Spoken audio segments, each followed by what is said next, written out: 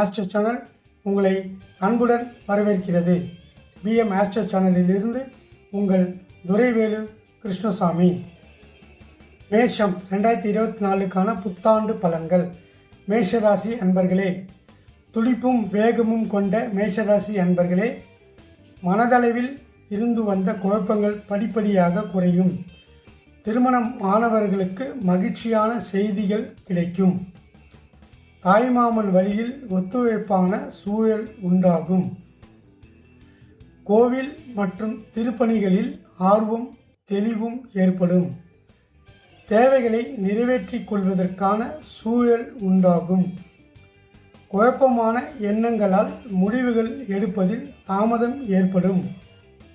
குலதெய்வ நேர்த்திக்கடனை நிறைவேற்றுவீர்கள். பொருளாதாரத்தில் இருந்து வந்த நெருக்கடியான சூழல் மறையும். கடின உழைப்பிற்கு பின்பே நினைத்த பணிகள் நிறைவேறும். விருந்தினர்கள் வருகையால் வீட்டில் கலகலப்பான சூழல் அமையும். புதிய பொறுப்புகள் கிடைக்கும். நண்பர்களின் வழியில் ஒத்துழைப்பு ஏற்படும். செயல்பாடுகளில் இருந்து வந்த எதிர்ப்புகள் படிப்படியாக குறையும். பணி சார்ந்த புதிய வாய்ப்புகள் சிலருக்கு சாதகமாக அமையும். ஆடம்பரமான சிந்தனைகள் மற்றும் பொருட்கள் மீதான எண்ணங்கள் மேம்படும். உடல் ஆரோக்கிய பிரச்சனைகள் குறையும். சிந்தனைகளில் தெளிவு ஏற்படும். ஆன்மீக பணிகளில் ஈடுபடுவதன் மூலம் நன்மைகள் ஏற்படும். உடலில் இருந்து வந்த எலும்பு பிரச்சனைகள் தீரும்.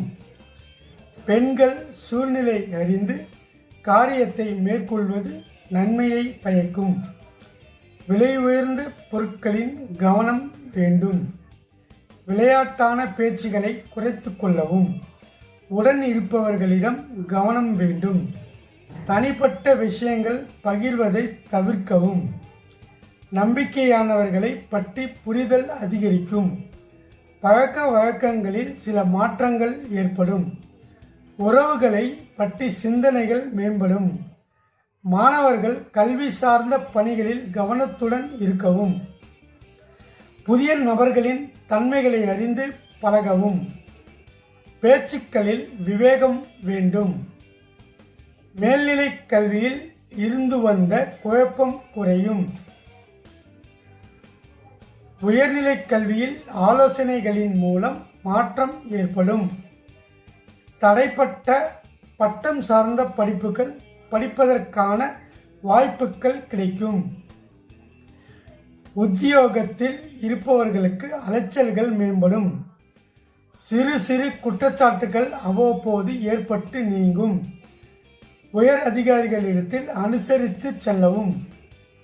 ஊதிய உயர்விற்கான வாய்ப்புகள் தாமதமாகும்.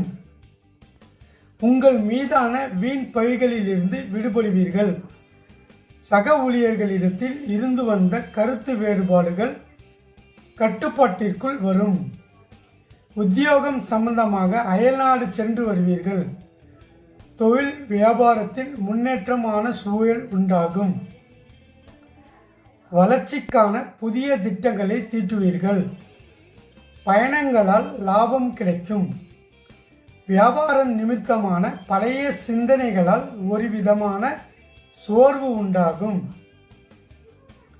கால்நடை வியாபாரத்தில் லாபம் ஏற்படும். விவசாய பொருட்களின் மூலம் ஆதாரத்தை மேம்படுத்திக் கொள்வீர்கள். வேலையாட்களுடன் அனுசரித்து செல்லவும். மறுசுழற்சி துறைகளில் இருப்பவர்களுக்கு புதிய வாய்ப்புகள் கிடைக்கும்.